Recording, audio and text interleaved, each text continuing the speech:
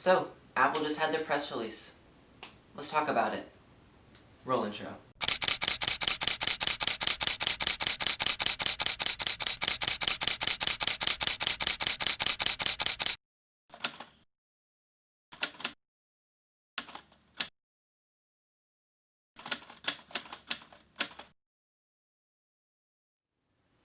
What is going on, everyone? I'm John from 16 Views, and like you heard, we're going to be talking about the Apple press release.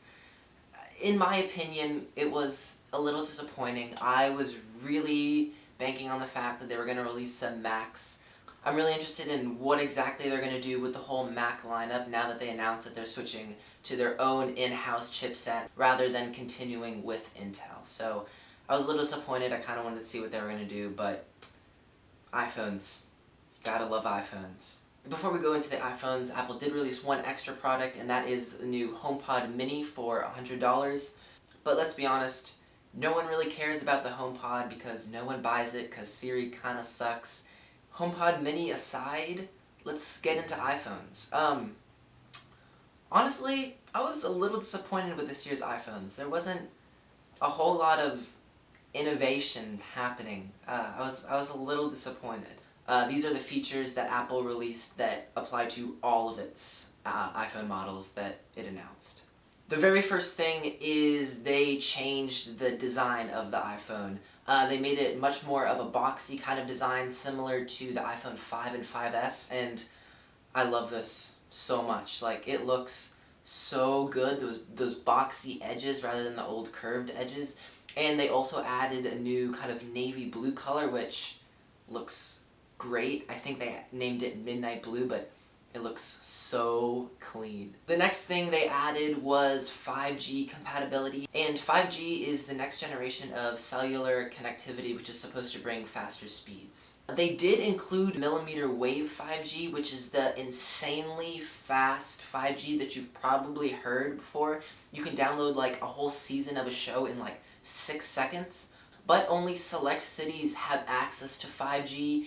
And even in those cities, you're not guaranteed to get it everywhere you go because 5G is very powerful and fast, but since it is this fast, the waves can only travel a short amount of distance and they're easily blocked by trees or a wall or anything like that. So you need a lot of nodes or those little cell towers around the city to provide full coverage. So don't get this phone just for 5G because normal regular 5G doesn't provide that much better speeds than normal LTE and 4G. It's only the millimeter waves, but millimeter wave isn't really accessible to most of the population. The next thing that goes across the board for all the iPhones is Apple is no longer including a charging brick or headphones in the box. And this is the reason they gave for it. Customers already have over 700 million Lightning headphones. And many customers have moved to a wireless experience with AirPods, Beats, or other wireless headphones. And there are also over 2 billion Apple Power adapters out in the world, and that's not counting the billions of third-party adapters. So we are removing these items from the iPhone box, which reduces carbon emissions and avoids the mining and use of precious materials. Removing these items also means a smaller, lighter iPhone box. We can fit up to 70% more products on a shipping pallet, reducing carbon emissions in our global logistics chain. Taken all together, the changes we've made for iPhone 12 cut over 2 million metric tons of carbon emissions annually. It's like removing 450,000 cars from the road per year. This is huge, and we're really proud that Apple is taking the lead. We hope others will follow, making this impact even bigger for our planet. This is one of those things where it's like, it's great. I agree with it 100%. I think that is amazing. I love what they're doing to save their environment and help the environment kind of reverse the things that we have kind of done to the earth and kind of destroyed it. But I can totally see how some people who are getting their first iPhone will be upset about this because they haven't been on iPhone for many, many years and don't have a ton of just iPhone cables laying around. In the box, you will still have a charging cable, but It's the USB-C to Lightning cable, which is the same cable found in the Pro models, and this will allow for fast charging. So you may still need a USB-C compatible charging brick, but regular iPhone cables will still work. You just won't be taking advantage of the fast charging. I don't think most people care about that anyway. And finally, of course, they upgraded the processor. They're now on the A14, and it's 80% faster in the neural engine.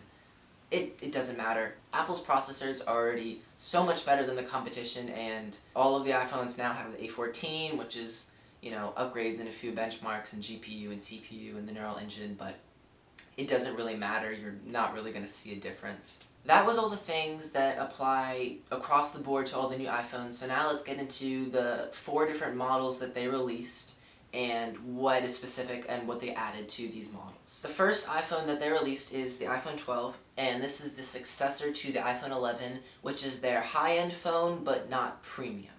Really, the biggest difference was they switched from an LCD display to the better OLED display. The difference between these two is kind of complicated, but I'll do my best to explain it in simple terms. So with an LCD display, the pixels are lit all from one backlight, so the screen is either completely on or completely off. With an OLED display, the pixels create their own light, so you can have some pixels on and other pixels off. And the biggest use case difference between the two is with an LCD display displaying blacks, it isn't a true black because the pixels are still on. Whereas with an OLED display, if it wants to display black, the pixels will just turn off, which will give you a true black, and this increases the contrast ratio that the screen can display. And then also, it saves battery life because if you're in dark mode, all the pixels won't have to be on all the time, therefore saving you battery life. Other than that display change, there wasn't a huge difference. They increased the resolution, which is always welcome, and they made the aperture on the main camera just a little bit wider at f1.6 to allow a little more light in and make it a little better for nighttime photography. One thing that did surprise some people was that they released an iPhone 12 mini. It has all the same specs as the iPhone 12, but in a body size a little smaller than the iPhone 7 and iPhone 8. And so this allows people who prefer a little smaller phones to have the newest generation model. So the iPhone 12 mini will be available for $700 in its base 64GB storage, and then the iPhone 12 will be available for $800. Okay, so the Pro model phones, again, not a whole lot of change. They made the screens a little bigger, but not by much. The resolution stayed the same. The biggest addition of the iPhone 12 Pro series is the addition of a LiDAR scanner, and this is something that we saw on the previous iPad Pro that got released in the spring. What LiDAR stands for is light detection and ranging, and it's basically a sensor that can tell how long it takes light to go from the sensor, hit an object, and then come back, and then it's able to correctly gauge the distance from the phone to that object. So it's basically just echolocation, except with light. And Apple says this will help a lot with AR because it'll help your iPhone correctly gauge the distance between your phone and a surface, as well as it'll help with low light autofocus. But to be honest, I don't think consumers are going to notice a huge benefit from this LiDAR sensor. I think honestly it'll benefit more companies who need it in a specific manner to correctly scan the measurements of a room or something like that. Other than that, they increased the sensor on the main camera by 47%, which is actually pretty impressive. They also upped the telephoto camera's zoom from 2 times or 52 millimeters to 2.5 times or 60 millimeters, which will give you a little extra zoom.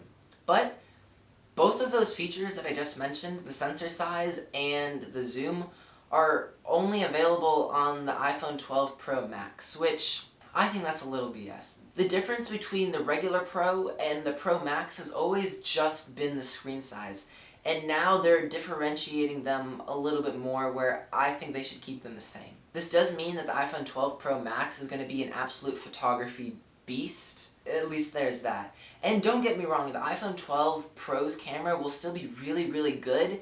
It just isn't that much of an improvement from the iPhone 11 Pro from last year. One feature that I don't think you guys will really care about, but me as a photographer and other photographers I think are happy with, is something that Apple came out called Pro RAW. And what this is it'll basically allow you to capture raw photos in Apple's own camera app while still being able to utilize Apple's computational photography algorithms, which is great because before, if you ever wanted to shoot a raw photo, you have to get a third-party app, and now it's just a little easier. The phones are going to stay the same price as last year, with the Pro starting at $1,000 and then the Pro Max starting at $1,100, but the base storage has now been upgraded from 64 gigabytes to 128 gigabytes, which I think is great because no one really needs to get a higher storage model now, because 128 gigs is great for like 95% of people. Yeah, that's really the big things that they announced, and really those big things were kind of small things. They announced a few other small things like accessories that work with magnets built into the new iPhones that kind of are like MagSafe kind of things, if you remember that from the old MacBooks. As well as just enhancements in the video department like 10-bit HDR, but all that video stuff was really just Apple trying to flex how good their processor is, and doesn't really matter for most people. I am really happy and applaud Apple for everything that they're doing to try to eliminate or decrease their carbon footprint, and how they're trying to recycle and reuse a lot of the different materials they use in their products. I think that's awesome because the world really needs it. We're not going in a good direction. Besides that, I am honestly pretty disappointed in Apple this year. There was not a lot of innovation. I mean, the biggest thing that they were talking about on stage was 5G, and 5G is in every single other phone and has been for a year. And Apple didn't even include high refresh rates on their phones, which is something that other phone manufacturers have had for a year or two now. And Apple really doesn't have an excuse for not including high refresh rate on their phone because their iPads have high refresh rate.